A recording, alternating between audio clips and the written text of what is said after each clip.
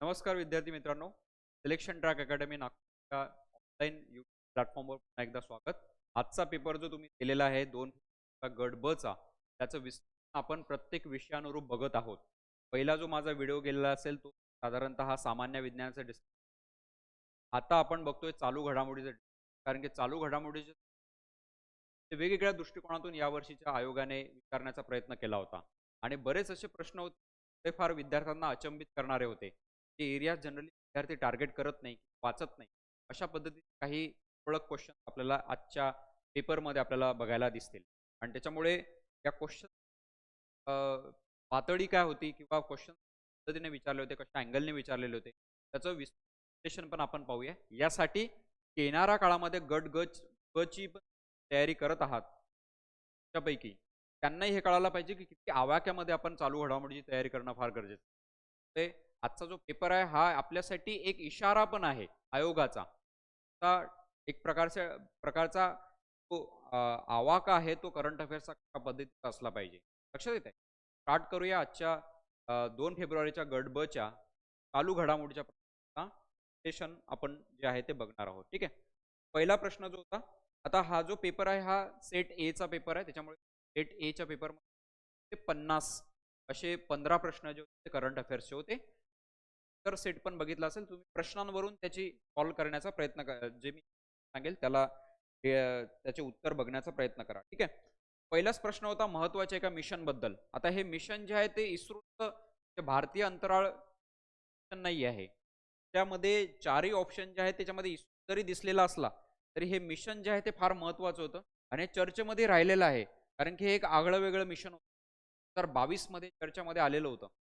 तर तुम्ही म्हणाल की सर आम्ही गट ब साठी चालू घडामोडी साधारणतः 1-1.5 वर्ष प्रत्येक फॅकल्टी सांगते, परंतु लक्षात घ्या मी नेहमी विद्यार्थ्यांना ही गोष्ट, चालू घडामोडीसाठी काही सीमा नाहीये. आता आयोग जे आहे ते 1-2 वर्ष आधीची पण अशी एखादी न्यूज फार जास्त चर्चेमध्ये राहिली ज्याचं महत्त्व येणाऱ्या काळामध्ये पण खूप जास्त आहे, अशी 2 नाही 3 वर्ष आधीची विचारल्या जाऊ शकते. बऱ्याचदा विद्यार्थ्यांना एक क्लिअर करतो. प्रत्येक जण जरी तुम्हाला सांगत असेल की 10 महिन्याचं 15 महिन्याचं करंट अफेअर्स करून जा त्याच्यातलं जाईल, एखादा 1-2 एरियाज असे विचारतात आपल्याला चालू घडामोडीमध्ये वर्ष आधीचे न्यूज असतात आणि बऱ्याचदा आपण त्याला विसरून जातो.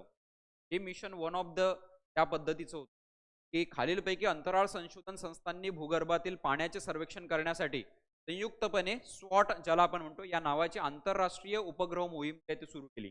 आता ही मोहीम साधारणतः 16 डिसेंबर 2022 ला लॉन्च केलेली मोहीम आहे. लक्षात घ्या 2022 ला. याचा उद्देश असा होता की याच्यामध्ये एक कोणती अंतराळ संशोधन संस्था नव्हती, बऱ्याचशा अंतराळ संशोधन संस्था होता आणि एक जॉईंट व्हेंचर होता. हा त्यामधल्या 2 अंतराळ संस्था आपल्याला इथे दिलेल्या होत्या. ठीक आहे. जॉईंट व्हेंचर होता, एक प्रकारचा असा एक प्रोजेक्ट होता आणि भूगर्भ जो आपला पृथ्वीचा भूगर्भ जो आहे त्याच्यातील पाण्याचे सर्वेक्षण करण्यासाठी, सर्वे ऑफ द वॉटर, यासाठीचा हा एक प्रकारचा उपग्रह जो आहे त्या आंतरराष्ट्रीय उपग्रह मोहीम आहे ती राबवण्यात आली होती. आता बघा डिसेंबर 2022 मधली ही मोहीम होती. चर्चेमध्ये का बरं आली? कारण की आपण बघतोय की बऱ्याच मोठ्या प्रमाणामध्ये आतमधले जो काही भाग आहे तो साठीचा राहिलेला संशोधनाचा भाग राहिलेला आहे. समुद्र पातळी खालचा पण, समुद्राच्या खालचा पण जो भाग आहे तो नेहमीसाठी संशोधनाचा एक केंद्रबिंदू राहिलेला आहे. स्पेस ही एक तिसरी गोष्ट आहे, ते पूर्णपणे एक्सप्लोर केल्या जात आहे आणि याच्या संदर्भातले भरपूर जे आहेत ते राबवले जातात. पाण्यासाठी पण बघा डीप ओशन आहेत, महत्त्वाच्या मोहिमा ज्या आहेत त्या जागतिक पातळीवर लागू केल्या जात आहे. भारताने पण मिशन साठीच्या नॅशनल योजना ज्या आहेत त्या परियोजना लागू केलेल्या आहेत आणि याच्यामुळे ह्या ज्या गोष्टी आहेत ज्यासाठी महत्त्वाच्या मोहिमा राबवल्या जातात त्या संदर्भातला पहिलाच प्रश्न दिला होता. ठीक आहे. आता ही बघा ही मोहीम कोणाची आहे, तर ही नासा आणि एनईएस जी आहे ती आहे French French space agency. French space agency म्हणजे फ्रान्सची एक स्पेस अंतराळ संस्था ही आहे, लक्षात घ्या. आणि फक्त आता याच्यामध्ये नासा आणि सीएनईएस फ्रान्सची स्पेस एजन्सी हेच नव्हत्या, तर याच्यामध्ये कॅनडाची पण स्पेस एजन्सी इन्व्हॉल्ड होती, कॅनडाची पण आणि यूकेची पण स्पेस एजन्सी याच्यामध्ये इन्व्हॉल्ड होती. एक जॉईंट व्हेंचर होता हा, ज्या संदर्भात भूगर्भातील पाण्याचे सर्वेक्षण करण्यासाठीची 2022 मध्ये चर्चेमध्ये आली. त्याच्याचं उत्तर काय होतं? नासा आणि एनईएस. आता याच्यामध्ये इस्रोचा काही रोल नव्हता, नासा याच्यामध्ये सेंट्रल पॉइंटवर आहे. टाका जी जपानची आहे त्याचा पण काही रोल नव्हता. एशियाची कुठलीही आंतरराष्ट्रीय म्हणजे अंतराळ संस्था याच्यामध्ये नव्हती. आणि ESA युरोपियन स्पेस एजन्सी याच्यामध्ये नव्हती. त्याच्यामध्ये फ्रेंचची, कॅनडाची आणि UKची मिळून आणि नासा अशा पद्धतीच्या जॉइंट व्हेंचरने हा पूर्णपणे मोहीम होती, लक्षात घ्याल. आलं लक्षात? आता याच्याहून तुम्हाला डिटेल 2022ची परंतु चर्चेमध्ये यासाठी आहे की कारण की भूगर्भातील सर्वेक्षण, भूगर्भातील जो रिसर्च आहे, पाण्यामधला जो रिसर्च आहे, स्पेस हा वर्षानुवर्षे चर्चा त्या संदर्भातल्या मोहिमा लक्षात आल्या पाहिजे. लक्षात आला हा हवा का? पुढचा प्रश्न आपण बघूया. पुढचा प्रश्न दिला होता की अन्न कचरा निर्देशांक अहवाल 2024 यांनी प्रस्तुत केला. आता बघा हा आहे food waste index report 2024. Food waste म्हणजेच काय, ग्लोबली जागतिक पातळीवर दरवर्षी एका वर्षात किती वेस्ट जातं, जे आपण वापरतो, खातो, त्यामधलं भरपूर वेस्ट जातं. तुम्ही बऱ्याचदा बघा बफेमध्ये तुम्ही जेवायला जाता आणि अर्धे लोक ताट भरून जेवायला घेतात आणि अर्ध खातात, अर्ध तसंच वेस्ट जाते. भारत हा या फूड वेस्ट इंडेक्समध्ये, हा जो फूड वेस्ट इंडेक्स आलेला आहे याच्यामध्ये दुसऱ्या स्थानावर आहे. कितव्या स्थानावर आहे? सेकंडवर आहे. पहिल्या स्थानावर कोण आहे? तर पहिल्या स्थानावर आहे चायना. हा फर्स्ट स्थानावर आहे याच्यामध्ये. भारतामध्ये ग्लोबली बघितलं तर म्हणजे भारतामध्ये सॉरी नॅशनली जर आपण बघितलं, वर्षभरात एक व्यक्ती किमान 50 किलो अन्न जे आहे तो वेस्ट करतो. एक व्यक्ती प्रति व्यक्ती वर्षभरात 50 किलो काय तो वेस्ट करतो. या पद्धतीचा अहवाल सांगणारा आहे. आणि अॅन्युअली भारताची जी आहे ती सेकंडवर आहे. याचा अर्थ भारतामध्ये मोठ्या प्रमाणामध्ये आहे ते जातं. आलं लक्षात? त्याच्यामध्ये हाऊस होल्डचा टक्का बघा सांगितला. अन्न कचरा निर्देशांक अहवाल जो आलेला आहे 2024 त्यामध्ये सांगितलं की सर्वात जास्त कॉन्ट्रीब्युशन आहे जे हाऊस होल्डचं आहे, म्हणजे घरगुती जे वेस्ट जातं अन्न त्याचा टक्का आहे 60%. किती आहे? 60%. किती आहे? 60%. आलं लक्षात? आणि 2022 ची आकडेवारी ते त्यांनी जे जाहीर केली तर ग्लोबली 1.05 म्हणजे 1.5 बिलियन टन जे आहे ते वेस्ट गेलेलं आहे एका वर्षामध्ये. ते एकूण कन्झम्पशनच्या 19% आहे. म्हणजे जेवढं आपण वर्षभरात खातो त्यामधलं 19% अन्न आपण वेस्ट केलेलं आहे. हा रिपोर्ट यावर्षी विचारण्याचा अनुमान काय आहे? हा आयोगाने कशा पद्धतीने विचारलेला आहे या अनुषंगाने एक जो रिपोर्ट 2024 चा आला होता त्याच्यानुसार याला टार्गेट केला गेला. यावर्षी खूप काही नावाजलेले इंडेक्सेसने विचारले. तर ग्लोबल हंगर इंडेक्स आहे, प्रेस फ्रीडम इंडेक्स आहेत. हे नावाजलेले इंडेक्सेसने विचारले. असा इंडेक्स विचारला ज्याच्यावर लोकांचं लक्ष जात नाही. आणि मला माहिती आहे की ऑलमोस्ट 80 to 90% मुलांनी हा इंडेक्स त्यांच्या नजरेतून गेलाही नसेल कदाचित. तोच रिपोर्ट यावर्षी विचारला गेला आयोगाद्वारे. बघा हा जो रिपोर्ट आहे हा बनवला जातो UNEP द्वारे, युनायटेड नेशन एन्व्हायरमेंट प्रोग्राम, ज्यालाच आपण संयुक्त राष्ट्रसंघ पर्यावरण कार्यक्रम म्हणतो, त्याद्वारे हा पब्लिश केला गेला. आणि लक्षात ठेवा SDG आहे, सस्टेनेबल डेव्हलपमेंट गोल, युनायटेड नेशनचे जे 17 आहेत त्याच्यामधला 12वा जो गोल आहे तो या फूडच्या संदर्भातला आहे. आलं लक्षात? अन्न या संदर्भातला आहे. आलं लक्षात? हा जो प्रश्न होता त्याचं उत्तर होतं UNEP, संयुक्त राष्ट्र संघ पर्यावरण कार्यक्रम. ठीक आहे. नेक्स्ट पुढचा प्रश्न आपण जाऊया. चालू घडामोडीचा पूर्ण प्रश्न दिला होता. आता बघा एक बुक दिलं होतं, बुकचं नाव ते पब्लिश रिसेंटली झालं होतं आणि त्याचे लेखक कोण आहे ते विचारलं होतं. लक्षात? आता हे बुक बऱ्याच लोकांनी वाचलेलं नव्हतं. आणि बघा नेहमी मी विद्यार्थ्यांना सांगत असतो चालू घडामोडीच्या चर्चेतील पुस्तके, चर्चेतील लेखक, ज्या पुस्तकांना मॅन बुकर प्राइज किंवा महत्त्वाचे पुरस्कार, साहित्य अकादमी पुरस्कार असेल किंवा ज्ञानपीठ पुरस्कार असेल, जे काही महत्त्वाचे पुरस्कार मिळत असेल त्या पुरस्कारांना मिळाले, कोणत्या पुस्तकांना मिळाले, कोणत्या साहित्यांना मिळाले, त्याचे लेखक हे फार महत्त्वाचे असतात. बघा the Indian navy @75 reminiscing the voyage अशा नावाचं हे जे पुस्तक आहे हे कोणी लिहिलेलं आहे? तर हे लिहिलेलं आहे कमोडोर रणजित राय यांनी. हे लिहिलं. आता इथं 2 कमोडोर लिहिलेले दिले होते. आता नेव्ही मधले कमोडोर असतात तुम्हाला माहित असतात, जे ऑफिसर्स असतात. इथं बघा आयोगाने कन्फ्युज करण्यासाठी 3 कमोडोर्सचे नावं दिले होते आणि शोभा डे जे एक थोडंसं वेगळं ऑप्शन दिला होता. तर शोभा डेला तर तुम्ही ऑब्व्हियसली कॅन्सल कराल. 3 कमोडोर दिले याच्यामध्ये. आता तुम्हाला माहित करणं, आता हे फॅक्च्युअल नॉलेज असणं फार गरजेचं आहे. ऍक्च्युअली लिहिलेलं आहे. हे जे पुस्तक लिहिलं आहे हे कमोडोर रणजित राय, जे ज्यांनी आपल्या नवेल इंटेलिजन्सचे डायरेक्टर म्हणून भूमिका निभावलेली आपल्या नेव्हीमध्ये. आलं लक्षात? आणि यांच्यासोबतच आहे अरित्रा बॅनर्जी. कोण आहे? अरित्रा बॅनर्जी जे आहेत, या दोघांनी मिळून या पुस्तकाची निर्मिती केलेली आहे. हे पुस्तक जे आहे ते 2022 मध्ये पब्लिश झालं होतं. का 2 प्रश्न जे आहेत, एक ते नासाचं स्वॉट मिशन 2012 मध्ये लॉन्च झालं होतं आणि हे पुस्तक 2022 मध्ये एक प्रकारे पब्लिश झालेलं पुस्तक आहे आणि 2025च्या परीक्षेमध्ये विचारलं जात आहे. लक्षात घ्या, याच्यावरून तुम्हाला लक्षात येईल. आताही मी पोरांना आगाह करतोय, सतर्क करतोय, की येणाऱ्या गट क च्या अनुषंगाने पण लक्षात ठेवा. आता 12-15 महिन्याच्या करंट अफेअर्सवर पूर्णपणे निर्भर न राहता आसपासचं जे महत्त्वाच्या काही न्यूज असतात मागच्या 2 वर्षामधल्या, त्या तुम्ही ऑलरेडी वाचलेल्या आहेत, असं नाही वाचलेलं नाहीये. ते बरेचसे अर्ध्यापेक्षा जास्त मुलं 3-4 वर्षापासून तयारी आपण करतो. त्या आवाक्यात ते आहेच ऑब्व्हियस. मला रिवाईज करावं लागेल आणि 2 वर्षाच्या किमान नोट्स कुठेही फेकू नका. त्या रिवाईज करा. आलं लक्षात? ठीक आहे.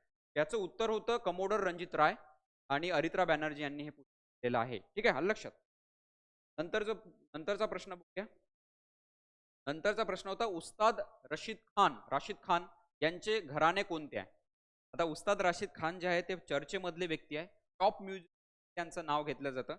गायक आहे, संगीतकार आपण म्हणू शकतो आणि भारतीय आणि क्लासिकल म्युझिकला खूप स्तरावर नेणाऱ्या व्यक्तींपैकी एक आहेत. आलं लक्षात? आणि इनायत हुसेन खान जे होते पुढे उस्ताद मानले जातात. त्यांचे हे ग्रेट ग्रँड चिल्ड्रन पैकी एक आहेत. आलं लक्षात? आणि 9 जानेवारी 2024 ला यांचा मृत्यू झाला. 9 जानेवारी 2024 ला यांचा मृत्यू झाला. 2024 मध्ये झालेल्या जे व्यक्ती असतात पर्सनॅलिटीज किंवा वर्षभरातल्या मृत्यू झालेल्या पर्सनॅलिटी, जसं राज्यसेवेमध्ये बघा एम.एस. स्वामीनाथनचा मृत्यू झाला. त्यांच्या पूर्ण जीवनचरित्रावर एक प्रश्न आला होता, की त्यांचा जन्म कुठं झाला? त्या विद्यापीठातून त्यांनी पीएचडी केली. आलं लक्षात? तो व्यक्ती आहेत महत्त्वाचे, बऱ्याचदा चर्चेमध्ये राहतात. या संदर्भातले प्रश्न मला लक्षात आले पाहिजे. आता बघा इथं उस्ताद राशिद खान यांच्या संदर्भातला घराणं विचारलेलं आहे. कारण की कुठलेही महत्त्वाचे म्युझिशियन, महत्त्वाचे वादक यांच्या संदर्भातलं जनरली घराणं विचारलं जाते. आता हे घराणं कोणतं आहे? तर हे घराणं आहे रामपूर सहसवान घराणं आणि हे रामपूर सहसवान घराणं आहे यूपी आहे यूपीचं. लक्षात? हे लक्षात ठेवा. पुढचा प्रश्न आपण बघूया. प्रश्न होता खालीलपैकी कोणत्या राज्याने दारिद्र्य निर्मूलनासाठी अरुणोदय 2.0 ही योजना सुरू केली आहे? आता अरुणोदय ही जी स्कीम आहे ती साधारणतः 2020 मध्ये लॉन्च केली होती. 2 ऑक्टोबर 2020 ला ही लॉन्च केलेली आहे. 2 ऑक्टोबर महात्मा गांधींच्या जयंतीच्या दिवशी आसाम सरकारने आसाम सरकारने लॉन्च केलेली आहे. जसं फॉर एक्झाम्पल महाराष्ट्रामध्ये बघा, ज्या फॅमिलीज आहेत ज्यांचं हाऊसहोल्ड इन्कम कमी आहे त्यांना फायनान्शियल असिस्टन्स प्रोव्हाइड केला जातो. जसं लाडकी बहीण योजना आहे, महिलांच्या आर्थिक आणि सामाजिक सुरक्षेसाठी ती योजना दिल्या महाराष्ट्र सरकारने. तर राज्यांमध्ये आहे, यूपीमध्ये आहे किंवा मध्य प्रदेशमध्ये पण अशा पद्धतीने बऱ्याचशा राज्यांमध्ये अशा पद्धतीने फायनान्शियल असिस्टन्स आहेत. तर डायरेक्ट बेनिफिट ट्रान्सफर म्हणजे डायरेक्टली त्यांच्या अकाउंटमध्ये पैसे पाठवणे या अनुषंगाने ही स्कीम लॉन्च केली होती अरुणोदय योजना आणि याला एक्सटेंड केलं गेलं सेकंड फेजमध्ये, त्याला म्हटलं आपण 2.0. आणि याच्यामध्ये किती फायनान्शियल असिस्टन्स प्रोव्हाइड केला जातो तर किमान 1000 रुपये प्रति महिना, 1000 रुपये प्रति महिना जो आहे हा फायनान्शियल असिस्टन्स दिला जातो. त्यामध्ये हेल्थ केअर फॅसिलिटीज आहेत, त्यामध्ये काही प्रमाणामध्ये फूड फॅसिलिटीज पण प्रोव्हाइड केल्या जातो आणि अदर फॅसिलिटीज पण या संदर्भातल्या प्रोव्हाइड केल्या जातात. आलं लक्षात? अरुणोदय 2.0 ही योजना जी आहे ती आपल्या लाडकी बहीण योजनेसारख्याच योजना आहेत या फायनान्शियल असिस्टन्स प्रोव्हाइड करणाऱ्या. आता ही कोणत्या सरकारने लॉन्च केली आहे? आसाम सरकारने. आलं लक्षात? महत्त्वाच्या राज्यांच्या महत्त्वाच्या योजना तुम्हाला माहित असल्या पाहिजे भरपूर. आलं लक्षात? ठीक आहे. नंतरची न्यूज बघूया आपण. सूर्यकिरण या हवाई कसरती करणाऱ्या गटाचे बोधवाक्य काय? आता सूर्यकिरण त्याला एरोबॅटिक टीम पण म्हणतात. सूर्यकिरण एरोबॅटिक टीम SKAT. आता ही जी आहे ही एक प्रकारची इंडियन एअरफोर्सची एरोबॅटिक प्रात्यक्षिक संघ जो असतो त्याचा आहे. साधारणतः 52 स्क्वॅड्रन इंडियन एअरफोर्सची एक प्रकारची बटालियन आपण जसं म्हणतो 52 स्क्वॅड्रन इंडियन एअरफोर्सच्या विंगला हे बिलॉंग करते. लक्षात? ठीक आहे. त्याचा एक भाग आहे ते. आणि याचं जे घोषवाक्य आहे सूर्यकिरण या हवाई कसरती गटाचं जे वाक्य ते आहे सदैव सर्वोत्तम. काय आहे? सदैव सर्वोत्तम, ज्याला आपण ऑलवेज द बेस्ट इंग्लिश म्हणतो. लक्षात? तर बघा एअरफोर्स, नेव्ही, आर्मी यांचे बऱ्याचशा सब विंग गट असतात, टीम असतात, त्यांचे पण काही वाक्य असतात. ते बऱ्याचदा आपण निग्लेक्ट करतो. आपल्याला वाटतं की आपल्याला किंवा फोर्सेस आहेत त्यांचं आपल्याला विरुद्ध वाक्य विचार. तर हा जो आहे हा गट आहे ऍक्च्युली घेणारा प्रशिक्षित गट असतो हा, प्रात्यक्षिक गट ज्याला आपण म्हणतो, प्रात्यक्षिक केले जातात, त्याचा हा गट आहे, त्याचा हा संघ आहे. आणि यांचं जे वाक्य ते आहे सदैव. लक्षात आलं? प्रश्न आपण बघू. प्रश्न दिला होता, पुढीलपैकी कोणती किंवा कोणत्या साहित्यिक कृती जॉन फॉसे यांच्या आहेत? आता जॉन फॉसे बऱ्याचशा व्यक्तींना माहित नसेल. 2023चा साहित्यामधला जो नोबेल मिळालेला तो या व्यक्तीला मिळालेला आहे. कोण आहेत? Nobel Fosse. 2023चा नोबेल प्राइज कशामधला? साहित्यामधला. लक्षात. आणि आता त्यांचे ते तो साहित्य नव्हता दिला ज्या साहित्यासाठी त्यांना नोबेल मिळालेला आहे. आता हे जे साहित्य दिलेलं आहे, बोट हाऊस, त्याच्यानंतर मेलानकोली आणि राईट स्वॉट्स, रेड ब्लॅक ज्याला आपण म्हणतो. आता हे तिन्हीच्या तिन्ही साहित्य जे आहे ते जॉन फॉसे यांचे आहेत. आणि आपल्याला विचारलं होतं की त्यांचे साहित्य यापैकी, त्याचं उत्तर होतं अबको. काय होतं? अबको. चर्चेमधला एक व्यक्ती आहे, कोणत्या वर्षीचा नोबेल प्राइज मिळाला, साहित्यामधला मिळाला, याबद्दल नाही विचारला प्रश्न. त्यांनी जे लिहिलेले साहित्य किंवा डेव्हलप केलेले साहित्य ते विचारलेले आहेत. आता हे कोणाला माहित असतं सांगा? कोण एवढं डिटेलमध्ये वाचतं? परंतु आयोग बघा कुठल्याही अँगलने प्रश्न विचारू शकतो. व्यक्ती किंवा जी पर्सनॅलिटी चर्चेमध्ये आहे किंवा जो अवॉर्ड चर्चेमध्ये, ज्या अवॉर्ड त्या व्यक्तीला मिळालेला आहे, त्या व्यक्तीचं ऑल सगळ्या गोष्टी तुम्हाला थोड्याफार प्रमाणामध्ये. आता साहित्यकार आहेत तर त्यांचे महत्वाचे साहित्यकार आहेत, इंग्रजीमधले साहित्यकार आहेत ते, आणि नॉर्वेचे आहेत. नॉर्वेचे हे लेखक आहे पर्टिक्युलरली, लक्षात घ्याल. तर यांचे साहित्य विचारले आपल्याकडे. अशा पद्धतीचा प्रश्न काय तो दिला होता. याचा प्रश्न आपण जाऊया. प्रश्न होता बघा, भारतातील शहरांचे 3D नकाशे तयार करण्यासाठी सर्वे ऑफ इंडियाने, सर्वे ऑफ इंडिया साधारणतः बऱ्याचशा शहरांचा भागांचा सर्वे करत असते, त्यांचा रिपोर्ट तयार करत असते. सर्वे ऑफ इंडियाने कोणत्या कंपनी सोबत करार केला? आता एका प्रायव्हेट कंपनीचं इथे नाव दिलेलं आहे. या चारीच्या चारी प्रायव्हेट कंपन्या आहेत ज्यांच्या बरोबर सरकारने 3D नकाशे तयार करण्यासाठी. आता 3D नकाशे कोणाचे? शहरांचे. भारतातील शहरांचे 3D नकाशे तयार करण्यात येतील. याच्यासाठी एक आंतरराष्ट्रीय करार एक प्रकारे केलेला आहे. कोणत्या कंपनी सोबत केलेला आहे? तर ते आहे जेनेसिस इंटरनॅशनल. याचं मुख्यालय महाराष्ट्रामधलं मुंबई आहे, लक्षात ठेवाल. ठीक आहे. तर जेनेसिस इंटरनॅशनल बरोबर हा करार केलेला आहे 3D मॅपिंगसाठीचा. लक्षात. ठीक आहे. महत्वाचे करार, महत्वाच्या गोष्टी आहेत त्या महाराष्ट्र सरकारचे किंवा भारत सरकारचे तुम्हाला माहित आहे, त्याच्यामध्ये कोणी प्रायव्हेट पार्टनरशिप मध्ये आहे कदाचित. लक्षात. आणि इनोव्हेटिव्ह आयडियाने काहीतरी ते करणार आहेत किंवा करत आहेत. लक्षात. 3D प्रिंट याच्यासाठी लक्षात घ्या, 3D मॅपिंगसाठी जेनेसिस इंटरनॅशनल बरोबर करार केला होता. प्रश्न होता, पुढीलपैकी कोणत्या जोड्यांमध्ये शहरांचे नावं तेथील क्रिकेट क्रीडांगणांशी नावे जोडलेली आहे? आता ह्याच्यामध्ये नावं दिले होते लेफ्ट साईडला आणि त्यांच्याबरोबर त्यांची जोडी दिली होती. काय? आता बघा, क्रिकेट स्टेडियम, जे प्रोवर क्रिकेट खेळतात किंवा IPL बघतात किंवा क्रिकेट मॅचेस बघतात, त्यांना हा प्रश्न अवघड नव्हता. मुलींसाठी हा थोडाफार प्रश्न अवघड होता, कारण की मुलीं जनरली क्रिकेट बघत नाही. लक्षात. हालाकी मेन्स IPL, स्विमेन, भरपूर IPLच्या दौरान खूप जास्त चर्चा होते स्टेडियम्सची, कारण की होम किंवा होम संघामध्ये म्हणजेच घरच्या स्टेडियममध्ये किंवा इतर स्टेडियममध्ये त्यांच्या मॅचेस होत असतात. तर बऱ्याचदा चर्चेमध्ये येत असतात ते, की यांचा होम ग्राउंड कोणता आहे, त्यांचं होम ग्राउंड कोणता आहे, आणि त्याच्यामुळे चर्चेमध्ये आलेले सगळे स्टेडियम्स आहेत. तर ग्रीन पार्क स्टेडियम हे कानपूरमध्ये आहे, उत्तर प्रदेशमध्ये, बरोबर जोडी होती. होळकर स्टेडियम बघा, होळकर इंदोरच्या याच्यावरून पण तुम्ही गेस करू शकले असते. तर हे पण बरोबर आहे, इंदोर MP मधलं स्टेडियम आहे. तर ब जरी तुम्ही बरोबर केलं असतं तर बघा, ब तिन्ही चारही याच्यामध्ये दिलं होतं ऑब्व्हियसली. कन्फ्युजन होतं पोरांना याच्यामध्ये. चिदंबरम स्टेडियम बँगलोरमध्ये आहे की चिन्नस्वामी बँगलोरमध्ये. आता बँगलोरची टीम बघा, बँगलोर जेव्हा आपण करतो, विराट कोहलीची टीम आहे ना, बँगलोरच्या टीमकडून तो खेळत आहे. तर चिन्नस्वामी स्टेडियम हे भरपूरदा चर्चेमध्ये येतं. त्यामुळे चेन्नई बँगलोरची जी टीम आहे ते बँगलोरमध्ये आहे. चिन्नस्वामी स्टेडियम कुठे आहे? बँगलोरमध्ये आहे, कर्नाटकामध्ये. आणि चिदंबरम स्टेडियम कुठे आहे? चेन्नईमध्ये आहे. आता ह्या चारी जोडी ज्या त्या बरोबर होत्या. त्याचं उत्तर काय होतं? अबकड. मला विचारलं होतं की जोडी कोणती? चारीच्या चारी बरोबर. आलं लक्षात. ओव्हरऑल तुम्हाला नॉलेज असणं फार गरजेचं. आता हा आयोगाचा आवाका किंवा प्रश्न विचारण्याचा दृष्टिकोन काय तो तुमच्या लक्षात आणून देत आहे. लक्षात. पुढचा प्रश्न आपण बघूया. पुढचा प्रश्न होता, BN गोस्वामी हे खालीलपैकी कोणत्या क्षेत्राशी संबंधित होते? BN गोस्वामी खालीलपैकी कोणत्या क्षेत्राशी संबंधित होते? आता BN गोस्वामी जे आहे त्यांचा 17 नोव्हेंबर 2023 ला मृत्यू झाला होता.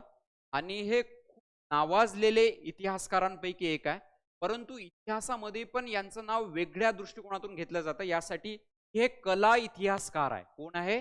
कला इतिहासकार. आर्ट हिस्टोरियन तुम्ही पहिल्यांदाच ऐकलं असेल. बरेचसे हिस्टोरियन चर्चेमध्ये असतात, परंतु आर्ट हिस्टोरियन हे फार जास्त कमी चर्चेमध्ये राहतात आणि यांचं नाव भारतामध्येच नाही घेतलं जात तर संपूर्ण जगामध्ये घेतलं जातं. जगभरातल्या आर्ट हिस्टोरियन कला इतिहासकारांमध्ये एक मानले जातात हे.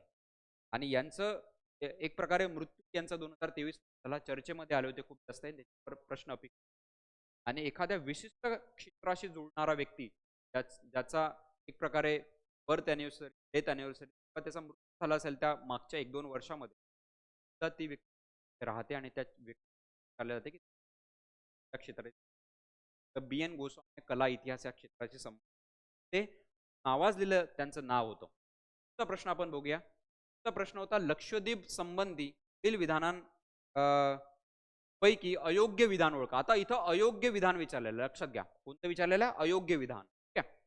इनकरेक्ट ऑप्शन इथं आपण करणार आहे आणि बऱ्याच पोरांनी आजच्या परीक्षेमध्ये याला योग्य समजून तर मार्क करून आले. कारण की याच्यामधले 2 ऑप्शन जे आहेत ते अयोग्य आहेत. कोणते आहेत आपण बघूया. आता बघा लक्षद्वीप म्हणजे मल्याळम आणि संस्कृत भाषांमध्ये याला लाक्षद्वीप होय म्हणतात. लाक्षद्वीप ज्याच्यावरूनच नाव आलेलं आहे. हे बरोबर ऑप्शन होतं. तर बरोबर आहे. आपल्याला चुकीचं शोधायचं आहे. ठीक आहे. याला चुकीचं शोधायचं आहे. ठीक आहे. आकारमानानुसार हा भारताच्या दुसऱ्या क्रमांकाचा सर्वात छोटा केंद्रशासित प्रदेश आहे. आकारमानानुसार जे युनियन टेरिटरीज भारतामध्ये केंद्रशासित प्रदेश त्याच्यापैकी हा दुसरा आहे, तर हा दुसरा नाही आहे. दुसरा आहे दमन, दीव आणि दादरा नगर हवेली. दमन, दीव आणि जे दादरा नगर हवेली आहे, जे पहिले वेगवेगळे होते आता एक झालेला आहे. दादरा नगर हवेली हे दुसऱ्या क्रमांकावर येतं आकारमानानुसार. लक्षात आकारमानानुसार दुसऱ्या क्रमांकात दिलेला हा ऑप्शन आपल्याला चुकीचं शोधायचं होते. चुकीचं म्हणजे ब एक आहे, अ नाहीच आहे. म्हणजे आता बघा इथं याच्यावरूनच उत्तर आलं होतं. तुम्हाला एक ऑप्शन जरी आलं असतं ना आलं होतं, तुम्हाला क आणि ड बघायची गरज नव्हती. कारण बघा की ब जर तुम्ही चुकीचं धरलेला म्हणजे ते बरोबर आहे म्हणजे अयोग्य आहे, तर बघा अ जिथं आहे ते तर कट होऊन जाईल. कारण की अ बरोबर आहे, आपल्याला चुकीचं शोधायचं आहे. इथंही अ निघून जाईल आणि इथं पण अ निघून जाईल. एक ऑप्शन जरी आलं ना तुम्हाला तर उत्तर आलं. बाकीचे तुम्हाला ऑप्शन माहिती नसतील तर बघा बाकीचं दिलंय की या केंद्रशासित प्रदेशाचे मुख्य शहर कवरत्ती हे आहे आणि अगाट्टी हे लक्षद्वीपची राजधानी आहे. अगाट्टी नाही आहे, कवरत्ती ही कशाची राजधानी आहे? लक्षद्वीपची राजधानी आहे आणि केंद्रशासित प्रदेशाचे मुख्य शहर कवरत्ती आहे ऑब्विसली. आता बघा अगाट्टी ही कॅपिटल नाही आहे, कवरत्ती कॅपिटल आहे. ड इथून काढलं मी, लक्षात ड इथून काढलं, लक्षात. बघा याच्यामधले चुकीचे जर मी काढायचं ठरलं ते कोणते आहे? ब आणि ड आहे. कोणतं आहे? ब आणि ड.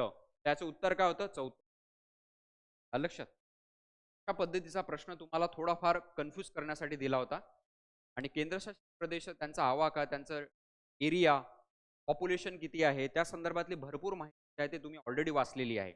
परंतु बऱ्याचदा आयोग तुम्हाला वेगळ्या अँगलने विचारण्याचा, वेगळ्या अँगलने लक्षात आणि तुमची कस लागते की तुमचा अभ्यास किती खोली आहे, किती गंभीररित्या तुम्ही केलेला आहे त्याचा अभ्यास. लक्षात. पुढचा प्रश्न आपण जाऊया. पुढचा प्रश्न दिला होता केंद्र सरकारच्या कोणत्या मंत्रालयाद्वारे संघटन से समृद्धी हे अभियान चालवले जाते? संघटन से समृद्धी. आता केंद्र सरकारचे बरेचसे अभियान राबवले जात असतात.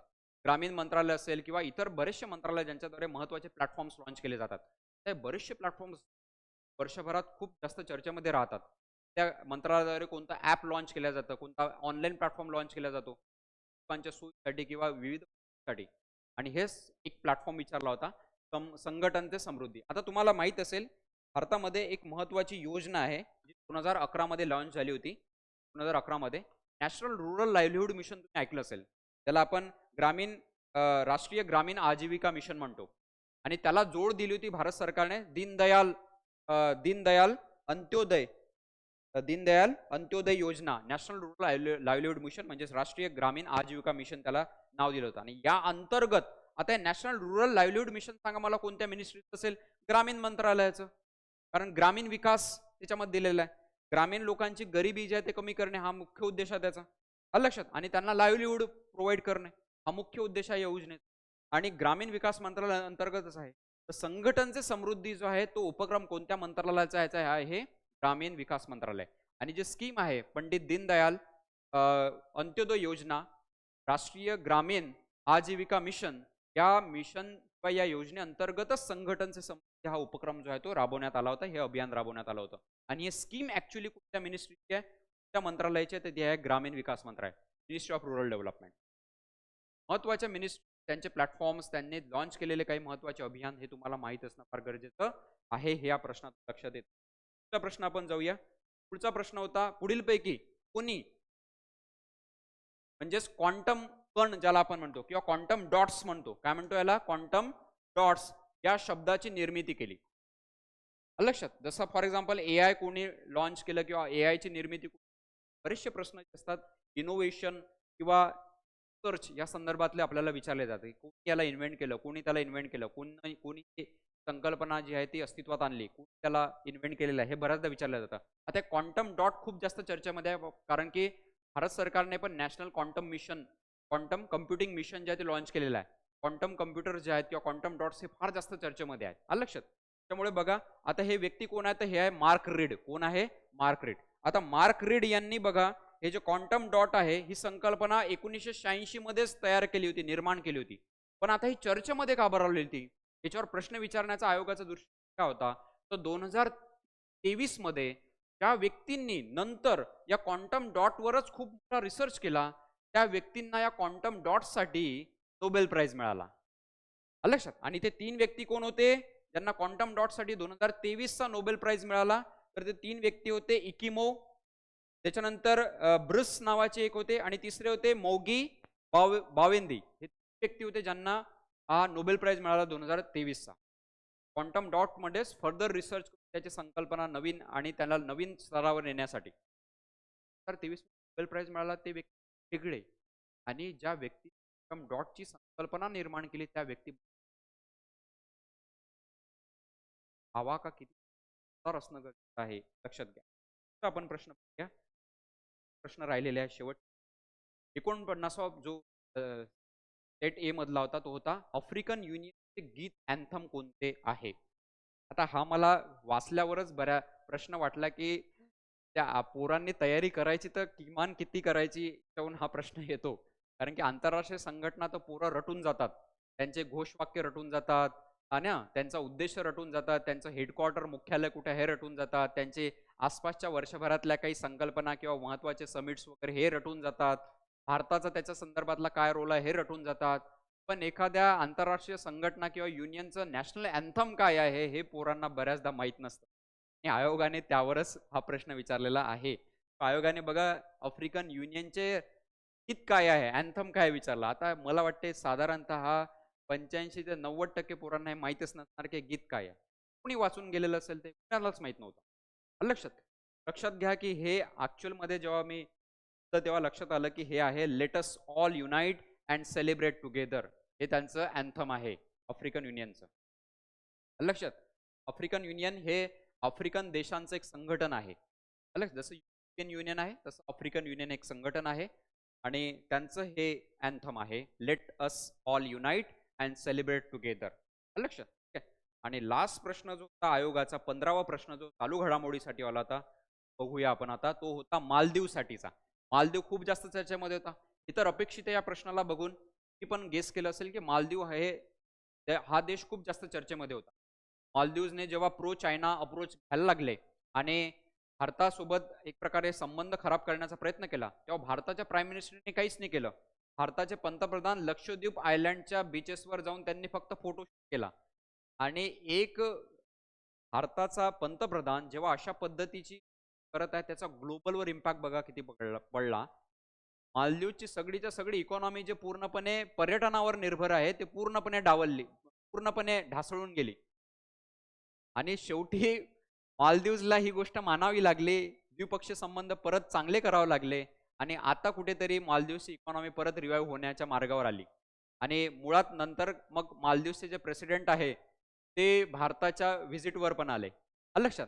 बघा भारतासोबत एक प्रकारे टक्कर घेणाऱ्या देशाला, म्हणजे आपले नेबरिंग देश आहे, त्यांना किती मोठ्या गंभीर धोक्यांना सामना करावा लागू शकतो, त्यामुळे त्यांची पूर्ण इकॉनॉमी एक प्रकारे बर्बाद होऊ शकते, अशा पद्धतीत मालदीववर आली होती. लक्षात. त्याच्यामुळे मालदीव हे फार जास्त चर्चेमध्ये राहिलेलं एक प्रकारचा देश आहे. त्या संदर्भातला प्रश्न होता मालदीव विषयी.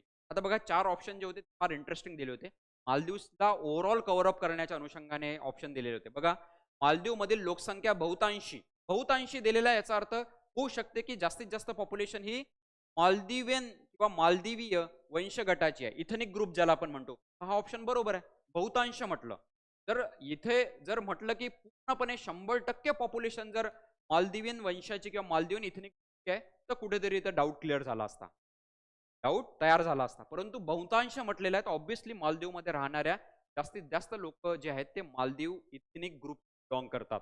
आलं लक्षात? तर पहिलं ऑप्शन तर बरोबर आहे. इथं आपल्याला योग्य विधानच तयार करायची आहे किंवा काढायची आहे. इस्लाम हा या राज्याचा अधिकृत धर्म आहे. हे पण ऑप्शन बरोबर आहे. मालदीव एक इस्लामिक कंट्री आहे पर्टिक्युलर. एक इस्लाम यांचा एक धर्म आहे. जास्तीत जास्त पॉप्युलेशन आहे ती इस्लाम धर्माची आहे. अधिकृत भाषा जी आहे ती अरेबिक आहे. अधिकृत भाषा काय आहे? अरेबिक आहे असं दिलं होतं. आता अधिकृत भाषा ही अरेबिक नाही आहे यांची. अधिकृत भाषा जी आहे ती आहे त्यांची ही हेवी, बरोबर लक्षात घ्याल. हे ते ही म्हणतात त्याला. एक तर याला मालदिवियन पण म्हणतात. काय म्हणतात? मालदिवियन. मालदिवियन. मालदिवियन भाषा बोलतात. जसं आसाम लोक आसमीज बोलतात. मालदीव मधले लोक मालदिवियन बोलतात. त्याला दुसरं नाव आहे दिव्हेवी.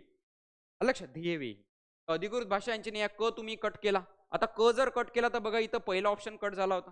क जर कट केला तर इथे तुमचा चौथा ऑप्शन पण कट झाला होता. आता बघा ऑप्शन होते अ ब ड किंवा अ ब. आता ब तर आपला बरोबर आलेला आहे. अ पण बरोबर आला. आता ड आपण बघूया. ड ऑप्शन काय सांगतो? राष्ट्रपती हे राज्य आणि शासन प्रमुख असतात. मालदीव मधला जो प्रेसिडेंट असतो तो हेड ऑफ द स्टेट आणि हेड ऑफ द गव्हर्नमेंट दोन्ही असतो का? तर हे ऑप्शन पण बरोबर होतं. मालदीव मधले जे राष्ट्रपती आहे ते हेड ऑफ द गव्हर्नमेंट म्हणजे सरकारचे पण प्रमुख असतात आणि हेड ऑफ द स्टेट ज्यांना आपण राष्ट्रपती म्हणतो भारतामध्ये ते पण तिथले प्रेसिडेंटच असतात. म्हणजे प्राईम मिनिस्टर हे पद आहे ते खूप नॉमिनल तिथे आहे. राष्ट्रपती स्थानावर तिथे आहे जे हेड ऑफ द गव्हर्नमेंट आणि हेड ऑफ द स्टेट. आता ड ऑप्शन हा पण बरोबर आहे. बघा अ ऑप्शन बरोबर होता, ब बरोबर आहे, क चुकला, ड इथे बरोबर होता. ऑप्शन तर काही अशा पद्धतीचे चालू घडामोडीचे 15 प्रश्न यावर्षी दिले होते. काही प्रश्न मला अचंबित करणारे होते की हे प्रश्न कोणत्या अँगलने आयोगाने यावर्षी टाकले. 2 प्रश्न बघा 2022च्या चर्चेमध्ये राहिलेल्या विषयात विचारलेले होते. त्यामुळे या गोष्टीत सतर्क हे व्हायचं आहे. येणाऱ्या गट क ची तयारी करताना तुम्हाला आवाका तुमचा चालू घडामोडीचा आहे वाढवणे फार गरजेचं आहे. हे होतं चालू घडामोडीचं डिस्कशन. हे आपण भेटूया नेक्स्ट सेशन्समध्ये जेव्हा गट क ची परीक्षा येईल त्या संदर्भातले बरेचसे व्हिडिओ आता आपल्या YouTube चॅनलवर अपलोड व्हायला लागतील रिव्हिजन. ते पण तुम्ही बघा. आपल्या चॅनलला सबस्क्राईब पण करा आणि जास्तीत जास्त विद्यार्थ्यांपर्यंत हे जे एक्झॅक्ट सेशन आहे ते पोहोचवण्याचा प्रयत्न करा जेणेकरून त्यांनाही कळेल की आपण कोण आणि चूक. भेटूया पुन्हा एकदा व्हिडिओमध्ये नव्या विश्लेषणापर्यंत wish all the best. Thank you.